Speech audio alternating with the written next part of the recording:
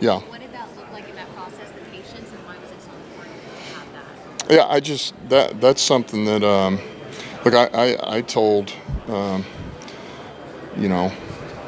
I told Ben and AG the same thing when they were leaving, and it was the same thing I was told. The most important thing you'll do as a head coach is hiring your staff. And so I had to do that already one time, and then over the course of, the last 4 years, other coaches that have come and gone. And so this was the biggest, this is kind of the phase 2, man. This was the, to reload the coordinators and different position coaches. So I wanted to take my time and do it right. And so, I had a lot of interviews, and really sat them down, got to know them, kind of figured them out a little bit, what they take. The football is there, but it's really about the mesh, the chemistry. I'm big on that. So, that was a big part of it, and I think we got it right. Go ahead. I know 24. Somebody told me it was 26, but a lot. Yeah, different. Yep. You shifted the role of Scotty Montgomery to now be the receivers coach. What do you like about him in that role now? Yeah, look, I think this is going to be great for us. Scotty's a huge asset for us, and what it does is, he's an excellent coach, all right, and so now he gets that whole receiver room and the pass game as well. He's going to be a huge part of our pass game, just like David Shaw is going to be, but he's going to have a huge impact. It's been run game, running backs now, and he's coaching more guys, and he'll have a big impact on the pass game. And how about John? Why those were your choices? Why they checked all the boxes for you? Yeah, I'll start on defense. Shep was somebody that I've always believed that Shep could be an outstanding coach. And about 2 years ago, I just felt like, man, this guy is he'll be ready to be a coordinator sooner than later. And so AG and I had talked about it and tried to give him more responsibility over the last 2 years. And with that in mind for him, man, this is the next step. This is the next step. Without telling him, nothing was ever promised, but and man, I felt really good about that. Like, he's ready. And the coaches that are in that room, Deshae Townsend and Jim O'Neill, Dave Correo, moving Ham, Sean Dion Hamilton, which was under Shep, to linebackers, and then getting Casey Rogers D-line. And it's a veteran coaching staff that understand ball, and they're going to supplement him well. They're going to help. But he's ready. He's already, it's been great over the last, call it 3 or 4 weeks here. So felt really good about that. And then John Morton, I'd mentioned this before. We were together here in 22. I've been with him with the Saints. He was kind of part of the group when we put this thing together. He was a part of this, and so I felt like that was the best move for us, was to get him back here. Somebody that I have a lot of trust in, faith in, golf knows, comfortable with, and he's got a good rapport with Hank, Brew, and then adding the additions that we have with, obviously, David Shaw. Those two go way back, he and John Morton, which was big for us. Tyler Roll, young guy, Iowa State, running back coach, and then before that he was a coordinator out there at North Dakota State. So interviewed him 2 years ago, and I was close then. And then this year was the right year, and then to get Tashard Choice was big. I didn't know if we were going to be able to pull that off, but that's outstanding. He's going to be great for us. He's probably one of the most coveted running back coaches come out of college in a while. So he's going to be great for those guys in the running back room. Certainly he's got a rapport with Gibbs. I think Montgomery's going to like him and help those guys get better. You said you wanted schematic continuity. What does he bring maybe a little bit different to the table than what he's given you? Well, I think there's just a different viewpoint. I think, just in general, when you think about, I think, AG, I think, had a lot of perspective from the back end forward. And that's how a lot of those guys think, man. Everything, most of it does start with the coverage, and then how does it tie into the front? Because that's how it gets altered. You can't just put a front up there, and then if the coverage isn't right, it's easier to adjust the front to the coverage than vice versa. So whereas Shep's kind of got a little bit of both, man. He's that front seven, and then, the back end doesn't mean it comes last. It's just I think there's a little bit more thought up front and inside than there is back there. And that's where Deshae and them are going to be great for him and help him out. And so it's just a little different perspective. And there'll be some things that we'll tweak that in the system that we have been running that we think are going to help us, help our guys. There's already been a couple of things that have come up. And that's just the nature of having different guys, right? You just kind of have a little different belief system. Doesn't mean, for example, we're not going to play man. It's just what kind of type of man are we going to play? What kind of leverage, or how is it going to start? That's all. Dan, can you shed some? We've got 3 former NFL quarterbacks on staff now. Is that maybe an indication that you might be passing on all of them being on first team? Or? No, I wouldn't read into that. That's just they were part of the process, and they were guys that they just happened to be like these guys that played quarterbacks instead of some other position. But man, I sitting down with both of those guys, I was blown away, man. They were, I always think of it no different than players. Like those guys belong to us, they belong with us. That's how I felt with those interviews with Tuiasa Sopo and Gradkowski. Both was like, man, these guys, they belong here, man. They ought to be with us, because I can just see they're going to take off. I think they're going to be really good coaches for us. I think right now Bruce will be working in the receiver room with Scotty, helping him out, and then Marcus will be in there with Brew in the quarterback room helping him out. So I just love it, man. I think it's good. You got your guys, and then you got your guys coming off the bench, and I love our guys coming off the bench too. So it's going to be good. Why do you come to the combine? Talking to you. With Terrell Williams, what type of coach? How would you describe what type of coach the Patriots are? He's an outstanding teacher. Outstanding teacher, great human being, somebody that's team first, hard worker. I think he's got a good vision for what he wants to do, and certainly I know what Vrabel's going to want to do out there. They've worked together.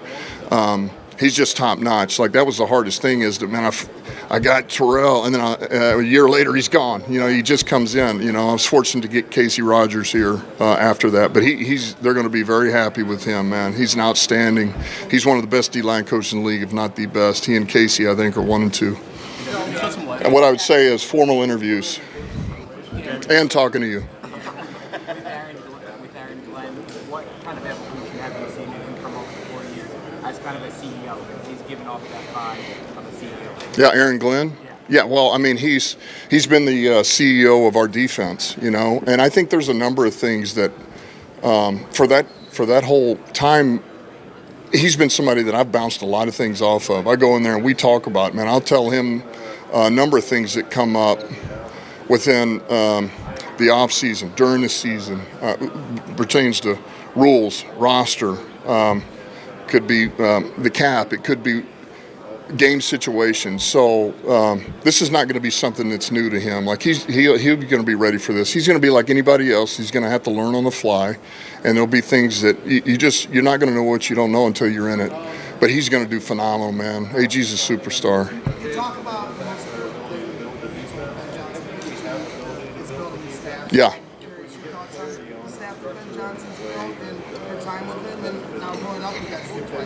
Yeah, I don't know everybody that he's hired, but I know probably half of them, and they're all really good coaches. I think he's built an outstanding coaching staff from the guys that I know personally. Certainly, I worked with DA, Dan Roshar, number of guys over there that I think are really good coaches. And so, look, it's it ought to be different to see him over there on the other sideline since he's been on ours for 4 years. That'll be different, but that's the way this game works. Somebody's got to be on our sideline, somebody's going to be on the other, and you play to win. You said about not hiring his friends was part of his philosophy. Is that something that you did? Yeah, I think it's you're fortunate if you can find the right guy that happens to be your friend. I don't think that's the easiest thing. If you can, good for you, man. That's awesome because it's somebody you really know, you can trust, they're competent, and they can coach. You know, those don't always go hand in hand. I think the worst thing you can do is just hire your buddy, but he's not real good at what he does, whatever that is. And no knock on anybody else, I'm just saying. So I think it's important you get the right guys. And they're about ball, and they're going to see it the way you see it. Shed some light on John Morton's contribution to 2022, maybe what was doing behind the scenes back then. Yeah, well, there again, he was one of the pivotal pieces of helping us put this together, this offense originally for golf, with golf. And so that was big, but then also, man, there were so many things that during the game plan, man, weeks of game plan, the ideas that he had in the pass game going into weeks, getting ready for the opponents, was big for us. A lot of things we use, man. He's a guy he does not lack ideas ever. And so he's very creative in that regard. He's a grinder, man. He's an unbelievable hard worker. Day of the game, same thing, man. He's going into, you know, I mean, you're talking about 4 hours before the game, 5 hours. He's going through all these tendencies, ideas. He's just trying to give, all right, Ben may need these thoughts, you know, and so he's got, hey, I think this is what he's going to do. I'd do this. I think this is, so he was ready, man. He constantly always had thoughts on what I would call, what I would do, you know, kind of one step ahead. And so that's a lot of it.